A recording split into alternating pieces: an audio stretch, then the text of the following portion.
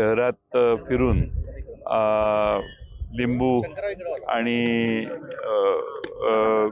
कोंबडा कोंबडा मारून टाकणे, लिंबू टाकणे, वेगवेगळ्या ठिकाणी गावभर फिरून त्याच्याच बरोबर भंडारा वगैरे असं टाकण्याचं काम सगळ्या गावभर केलं आणि त्यांना पाठलाग करणारे कार्यकर्त्यांनी त्याचे फोटो काढले आणि व्हिडिओ काढलेले आहेत.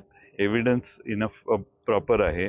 सगळ्या गावात फिरून उमेदवाराने स्वतः ह्या गोष्टी केल्या.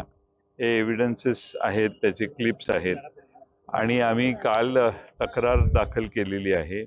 अजूनही पोलिसांनी त्याच्यावर काही ॲक्शन घेतलेली नाही. अंधश्रद्धा निर्मूलनाचा कायदा आहे आणि अंधश्रद्धा निर्मूलनाच्या कायद्याखाली त्याच्यावर ॲक्शन घेतली पाहिजे. पण आचारसंहितेचा भंग देखील होतो.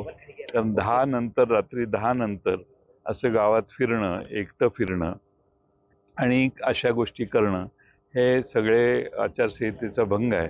आम्ही वाट बघतोय की आचारसंहितेचा भंग स्वतः उमेदवारांनी, नगराध्यक्ष पदाच्या उमेदवारांनी जर केला असेल तर मला वाटतं आम्ही प्रशासन आणि निवडणूक आयोग काय करणार आहे आणि पोलीस काय करणार आहेत याची वाट बघतोय.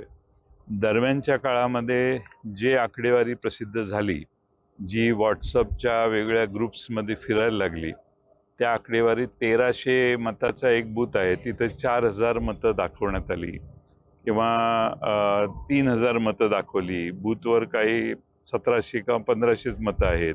असे 5-6 बूथवर चुका झाल्या.